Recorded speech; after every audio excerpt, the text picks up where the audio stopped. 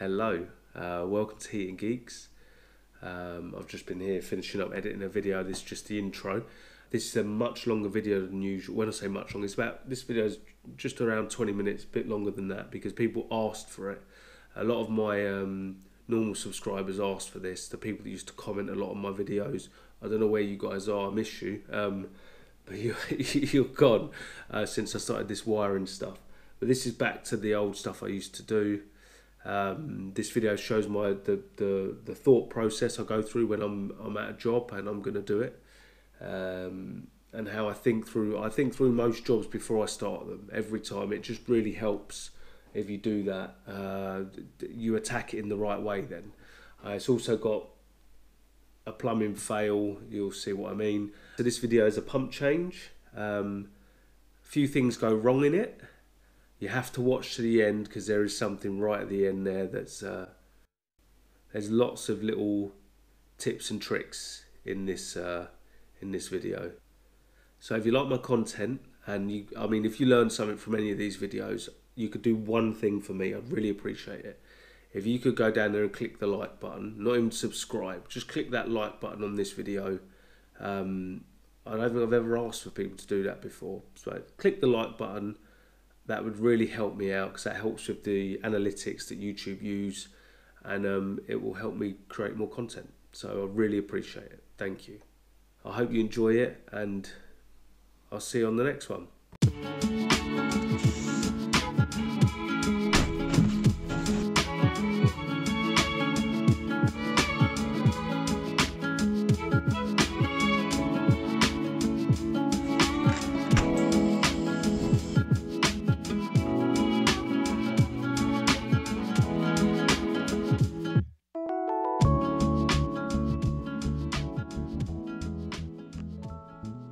Got another pump change today. Well, I've been told to come here change the 3-port, which can't be done because it's soldered on.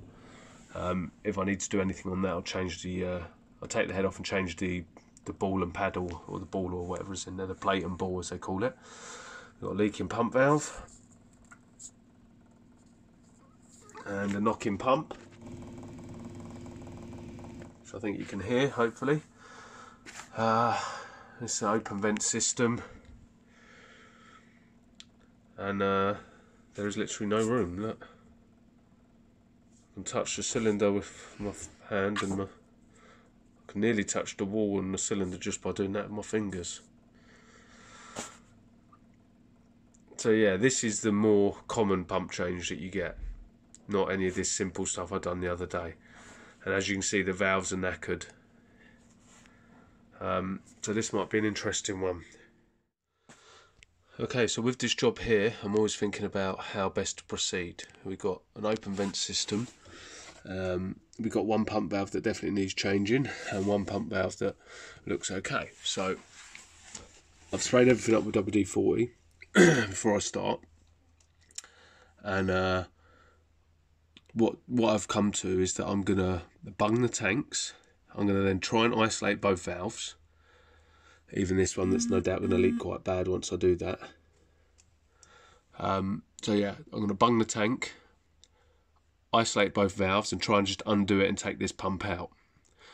Once I've got the pump out, I'll wedge a bucket in underneath if I can. It's really tight here. Like I say, look, I can nearly touch the wall with my hands like that. So wedge a bucket underneath, and then I will turn on this valve to catch the however much water's coming out and get an indication of how much water is there.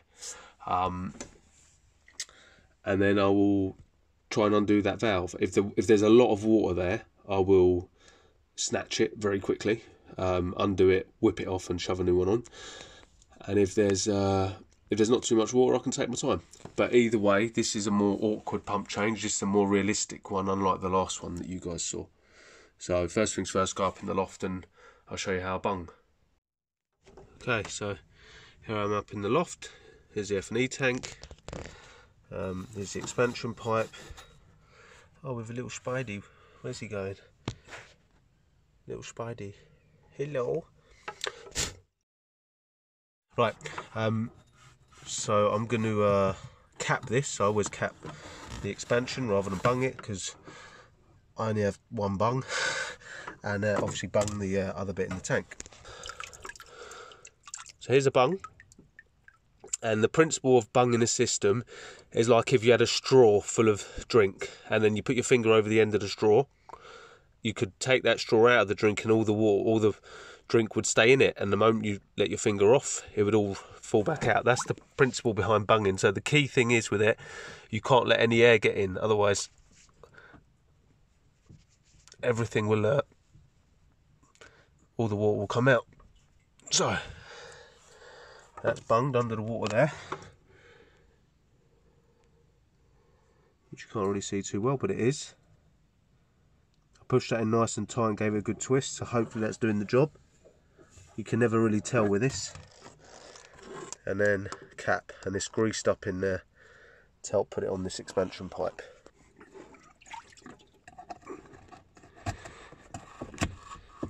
Give it a good twist on there.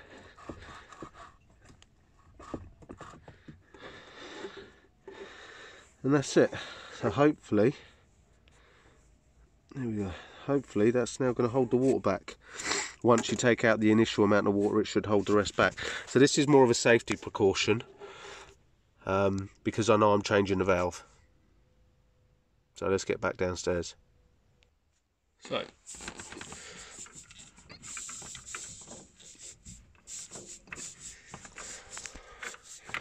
turn these off. So because the bottom one's been leaking on the flange between the top of the valve, now remember I turn them off, then I back them off a bit, turn them off again, back them off a little bit, just to break any debris that's on the back it off, to break any debris that's on the seating. Now you have to remember the bottom valve's been leaking here. Okay, now when you turn these off, no doubt they usually start to leak a lot worse, but we're hoping that we're going to be able to control this. It's not about, there we go, it's not about trying to change this pump and leave that valve in. It's about trying to change this pump safely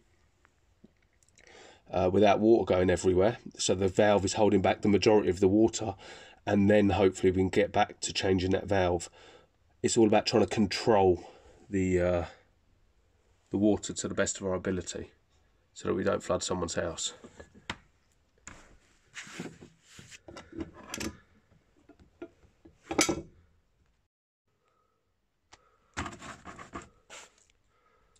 Thank God for flexible buckets.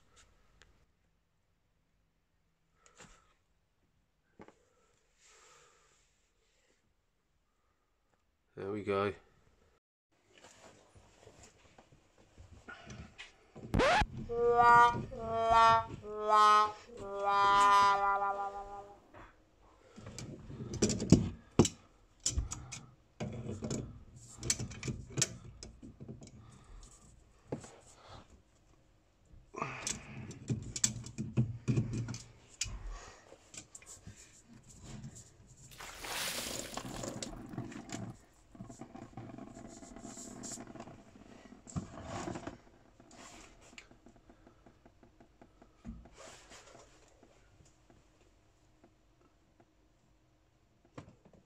So I'm going to use the Hoover now. Don't panic. I'm going to use the Hoover. Okay. But don't panic. Okay. Okay, so all I'm going to do here is I'm going to slowly undo this nut with the Hoover here, and I'm going to use my hand then to direct the water forward, so it can't go down the back of the pump and it has to come forward into that Hoover. I'm going to keep undoing the nut slowly until the water appears to ease off, and at that point there I'm then hopeful that the bungs in the loft have taken effect and it will be safe to remove the pump.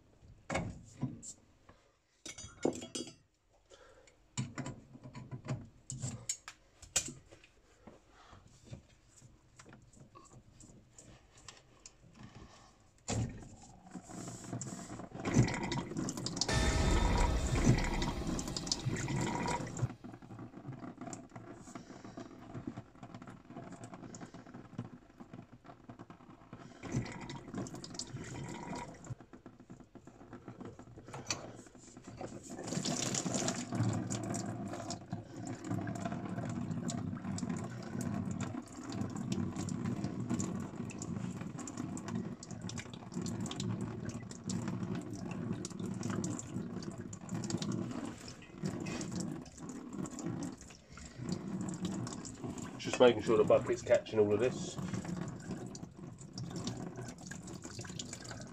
Something's drawing in air, I can hear it, so.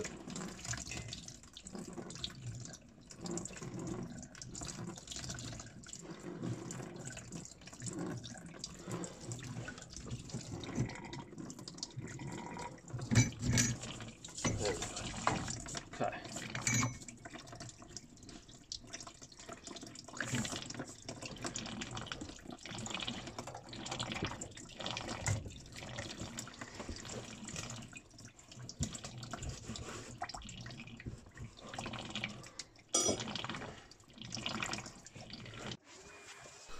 Okay, so plan B here now is I'm going to get this hoover set up to be dealing with the water coming out of the bottom valve. So I'm going to try and get the hoover to sit in that position, because what I'm going to do is try and change over the top valve. That's the top valve is the one that's letting in the air. I'm going to try and change that over, but as I remove it, there'll be a big inrush of air into that pipe, which could in theory allow a lot of water to come out of the bottom pipe.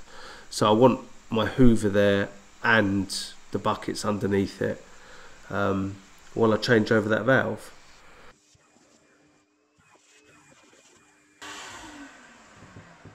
Okay. Alright, so as you can see on this one, this pump valve was drawing in air and this one was leaking. Okay, so neither of the pump valves turned off.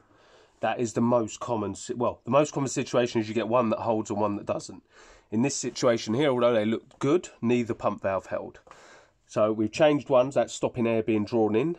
So because that's stopping air being drawn in, that one has stopped. So as you can see now, we have a bit of time to change that one. So all I do is make sure this one is off. And then I'm going to undo that one and I'll snatch it across.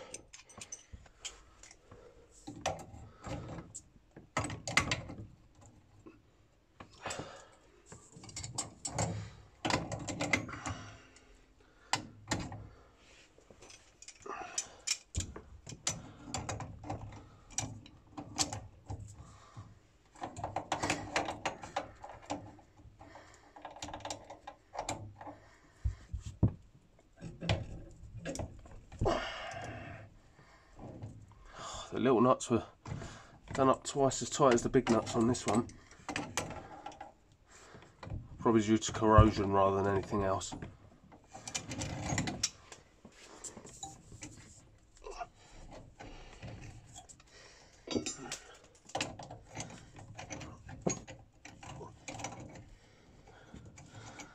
So this is all about limiting the downside. Okay, so what I've done here, I've got a bucket, got a towel under the bucket, I've got my hoover here, and I've got a spare bucket that's empty in case we start to get a lot of water coming out. So hopefully you can see this.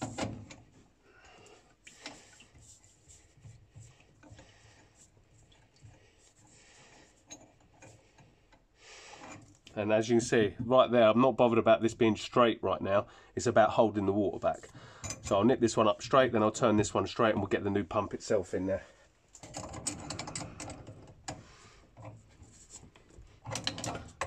Honestly, there's no room in here.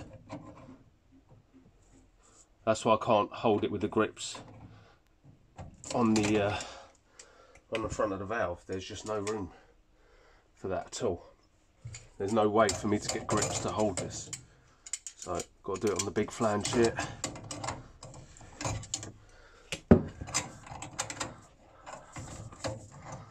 Take that off.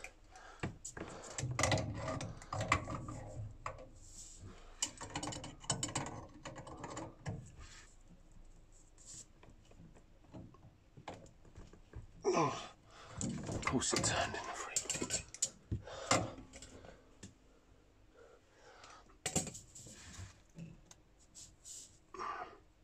Now obviously I've got to be super careful of this here, this flange bit on the cylinder, because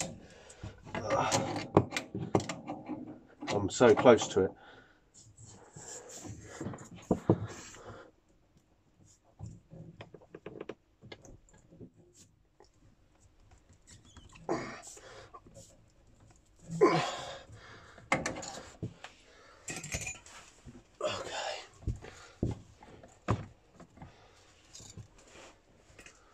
So, one on.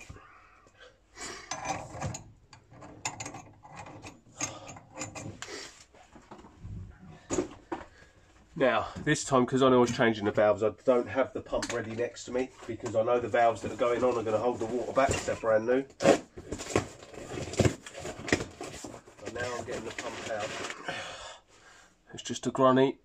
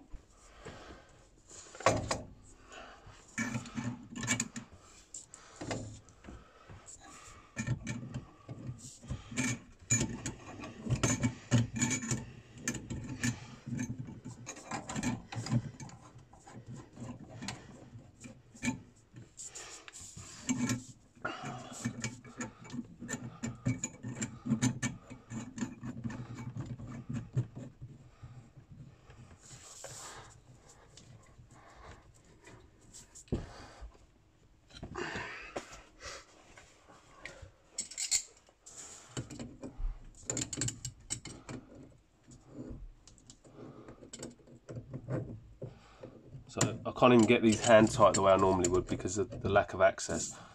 I just can't turn them. That's why you see me turning it quite a lot with these grips. And as you see, they're small grips, yeah? Not the big grips. The next guy wants to be able to undo this. Okay.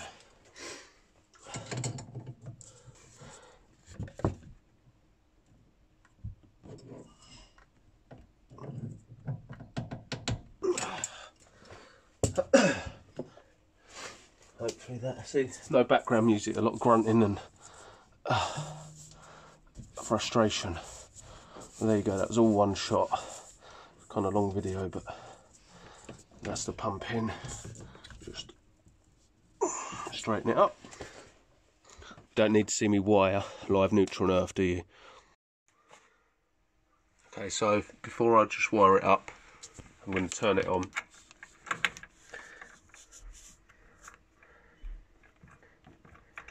And I'm going to remove the bungs. That way it's under test for the longest possible time for leaks while I'm wiring it.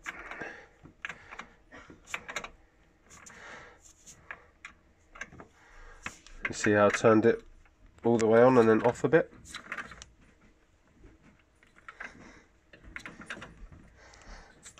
Here we are, get this bung out. And hopefully we'll hear the water going down. And I did.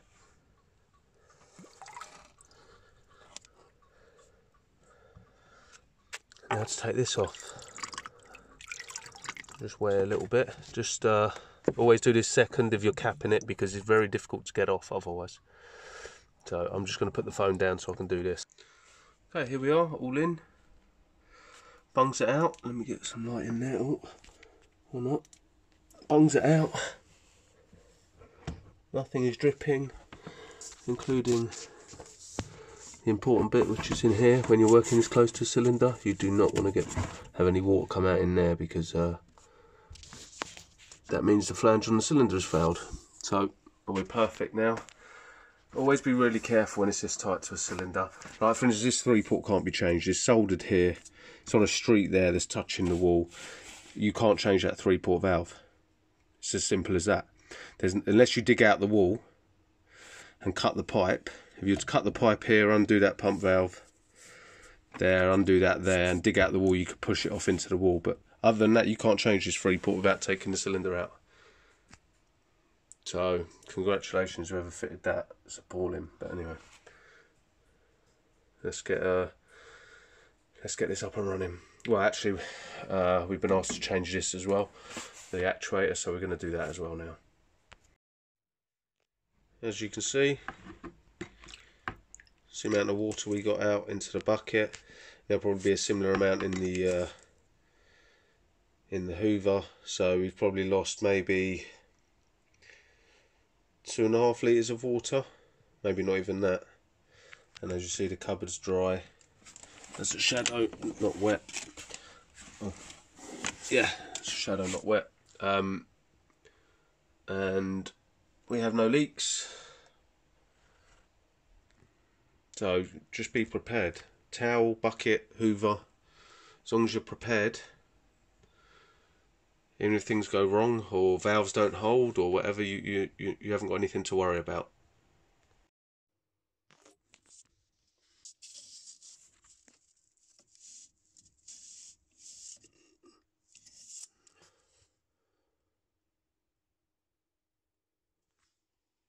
Lovely.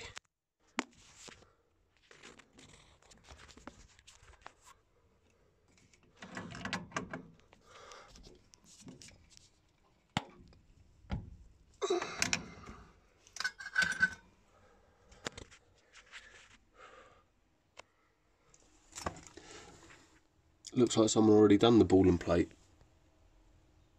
See? Impossible. So here's a tip to putting these heads on quick. Latch it, put that about in the middle, we'll give it a wiggle, and on it goes. Do the screws up. See? Latch it, put the body so it's perpendicular to the valve, and then it just wiggles on, no problem.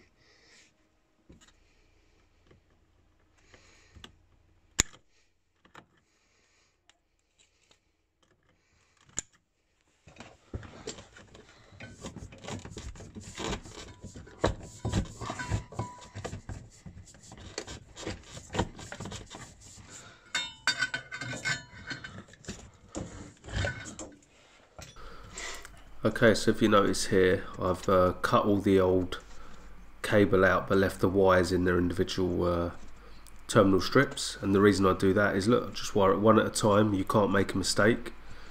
It keeps it really simple. You don't have to remember anything.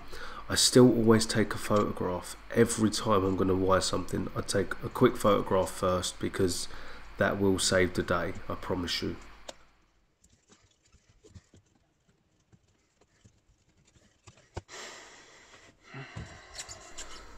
And then I give them all a little tug before I push them in the wall to make sure they're all done properly. That also saves the day occasionally.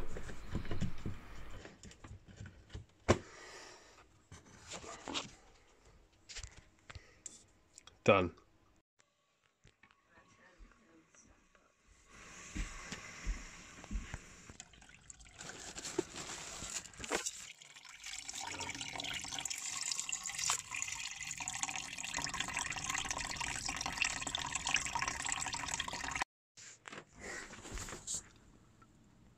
Put it on 2. Let's just show you that. See, that's done right. Cold feed is coming down onto the negative side of the pump, and the expansion's within 150. Let's see if it's still pumping over.